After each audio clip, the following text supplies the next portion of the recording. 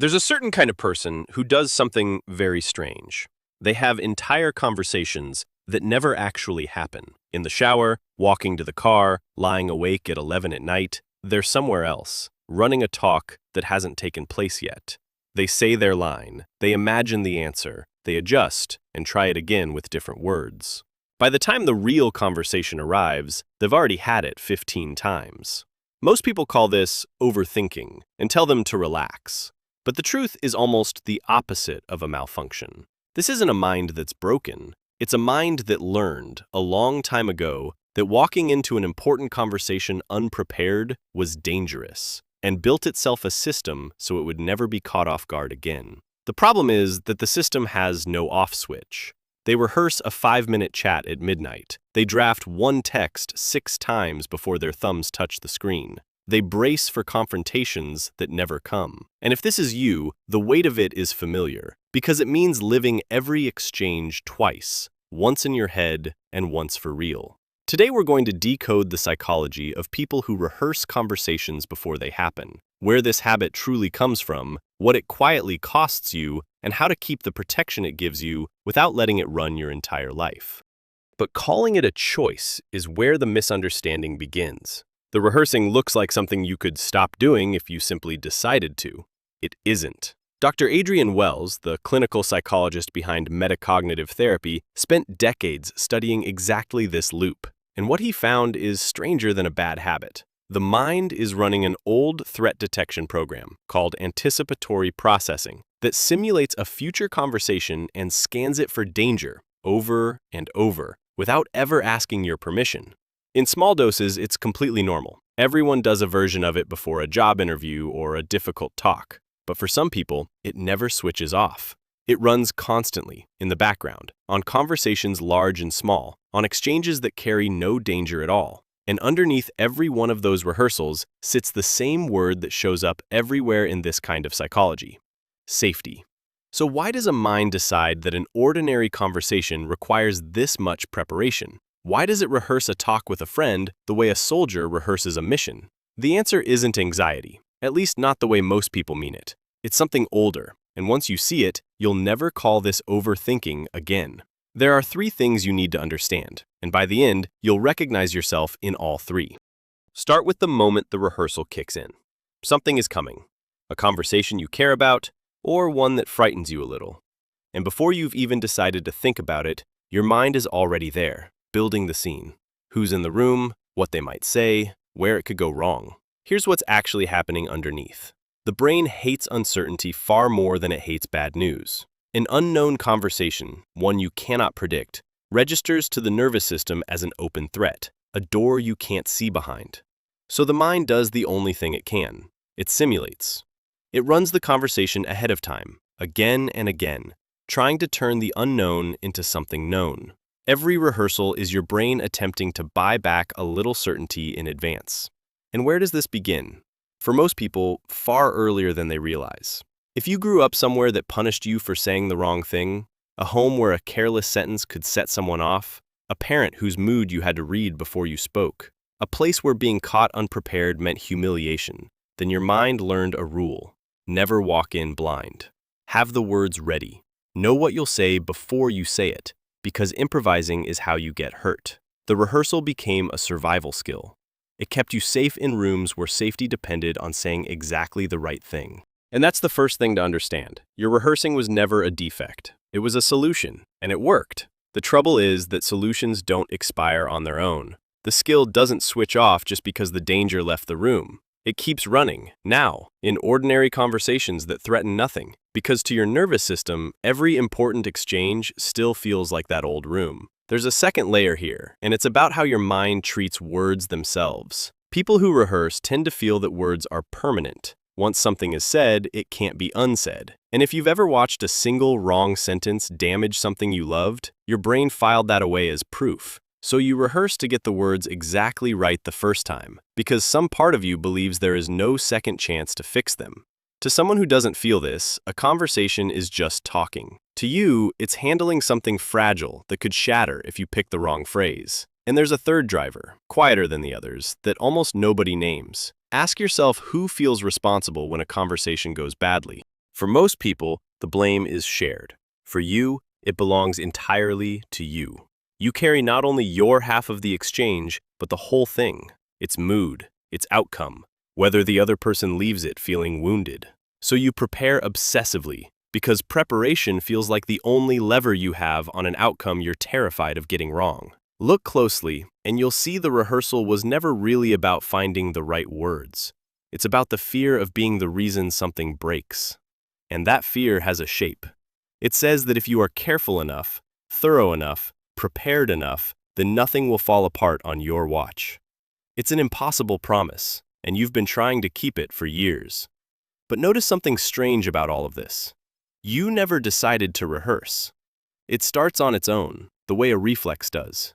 Did you ever sit down and choose to run that conversation for the 9th time at midnight? Of course not. And that tells you it isn't a choice at all. It's a system running underneath you, installed long ago, still faithfully doing the job it was hired for. Which raises the harder question. If this system was built to protect you, what is it quietly taking from you in return? The answer is more than most people ever realize, and it takes it in places you'd never connect back to the rehearsing. Start with the obvious one, exhaustion. Living every important conversation twice, once in rehearsal and once for real, means doing double the emotional labor of everyone around you. Other people walk into a talk and simply have it. You walk in having already fought through it alone the night before. By the time the real conversation starts, part of you is already tired.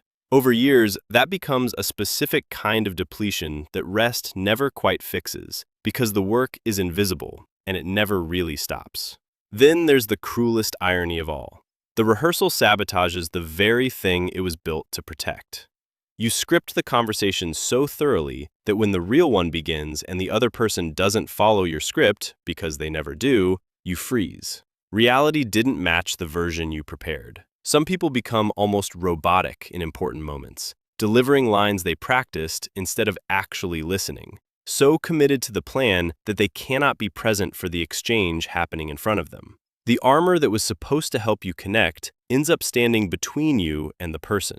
And what do you think you rehearse most often? Not the version where it goes well. You rehearse the defensiveness, the rejection, the argument. You practice the disaster over and over until you walk into the real moment already braced for a fight that hasn't started, carrying a tension the other person can feel but cannot understand. Sometimes you talk yourself out of the conversation entirely because you've rehearsed the bad ending so many times it begins to feel like it already happened. Whole relationships quietly change shape because of conversations that only ever took place inside someone's head. There's a sneakier cost hiding inside your sleep. The rehearsing rarely respects a bedtime. The talk you're dreading arrives in your mind exactly when the lights go off and nothing is left to distract you. And suddenly it's 1 in the morning and you're running a conversation you won't have until Thursday. You lose real hours of rest to exchanges that never happened. People assume you're tired because you're busy. You're tired because you've been holding meetings in your head that nobody else was invited to. And there's a cost to who you become in the room. When you've rehearsed a conversation into the ground, you arrive not as yourself, but as a performance of yourself, delivering a version you approved in advance. Have you ever walked away from a talk you prepared for hours and felt strangely absent from it, as though you watched it happen instead of living it? That's the rehearsal standing in your place. It went in so you wouldn't have to.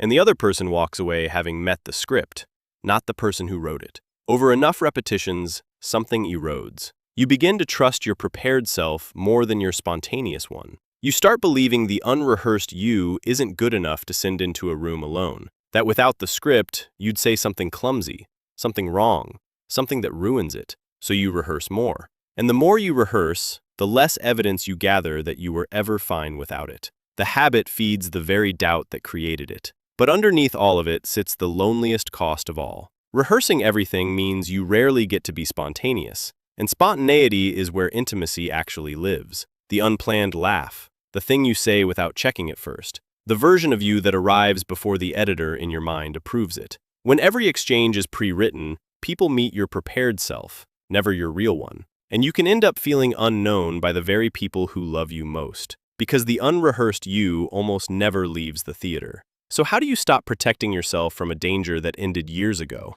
Not by force. That's the first thing to understand, and it matters more than anything else. If you try to simply switch the rehearsing off, you're fighting a system that believes it's keeping you alive, and it will push back harder.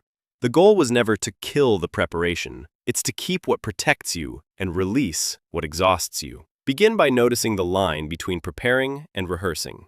Preparing is knowing roughly what you want to say and why it matters. Rehearsing is scripting every line and imagining every reaction. Preparation is one lap. Rehearsal is running the track until your legs give out. So when you catch yourself on the fifth or sixth run of the same imagined conversation, that's your signal. Not to feel guilty, but to stop and say, plainly, I am prepared enough. Everything past this point is fear, not planning. The second thing is stranger, and it works. Let one small conversation go unrehearsed on purpose. Choose something low stakes, a chat with a coworker, a text you'd normally draft 6 times, and walk in with nothing prepared. It will feel uncomfortable, even unsafe, because your nervous system expects the armor. But what happens next is the whole point. Nothing breaks. And each time you survive an unrehearsed conversation, you hand that old system a piece of evidence it has never once received. That you can be caught off guard and still be fine. That the danger it braces for is no longer in the room. This is how the rehearsing shrinks. Not by force, but by proof, gathered one ordinary conversation at a time, until the system that guarded you finally learns it can stand down. And the third thing changes everything. If your mind is going to simulate anyway, notice what it simulates. It almost always runs the version where the conversation goes badly. That isn't neutral. You are rehearsing fear, and fear is what you carry into the room. So when a rehearsal begins, steer it. Instead of the argument, imagine the version where it goes fine, where they respond well, where you say your piece and it lands. You aren't lying to yourself. You are simply refusing to only ever practice the disaster. Over time, walking in braced for a good outcome instead of a catastrophe changes the entire conversation before a single word is spoken. And one more thing helps more than people expect. Give the rehearsal a container instead of letting it run all day. If your mind insists on preparing, hand it 5 real minutes. Sit down, think the conversation through once, decide what matters to you, and then deliberately close it. Tell yourself the preparation is finished. You're honoring the part of you that needs to feel ready without surrendering your entire evening to it. Most people who rehearse have never given the habit a boundary.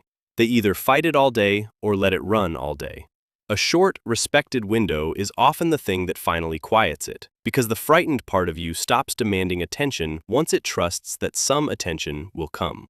There's one last shift, and it's the one that changes how other people meet you. Tell the person close to you about the delay in advance, before it causes damage instead of after. Most people wait until they've already been misread, and by then, any explanation sounds like an excuse. But say it early, in a calm moment. Something as ordinary as, before hard conversations, I tend to over-prepare. So if I seem stiff at the start, it isn't distance, it's nerves. What happens next surprises almost everyone who tries it. The other person softens. They had been reading your careful, measured delivery as coldness, or as evidence that you didn't care enough to speak freely. Now they know it's the opposite, that you cared so much you couldn't risk getting it wrong. How many misunderstandings in your life have come from that exact gap, between the effort you were making and the distance they were seeing? Naming it out loud closes it. And it does one more thing. It gives you permission to be imperfect in front of them, which is the only condition under which the rehearsing ever truly stops.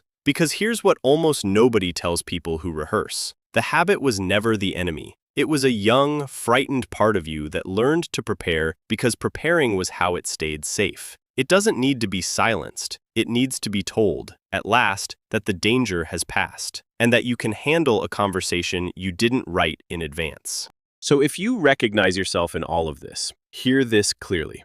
You are not broken, and you are not an anxious mind that simply can't relax. You learned to rehearse for a reason, in a place where walking in unprepared once cost you something real. That is not a flaw in your character. That is the quiet, stubborn intelligence of a mind that built itself armor and never received the message that the war had ended. The rehearsing was protection, and protection can be thanked, and then gently set down, one unrehearsed conversation at a time.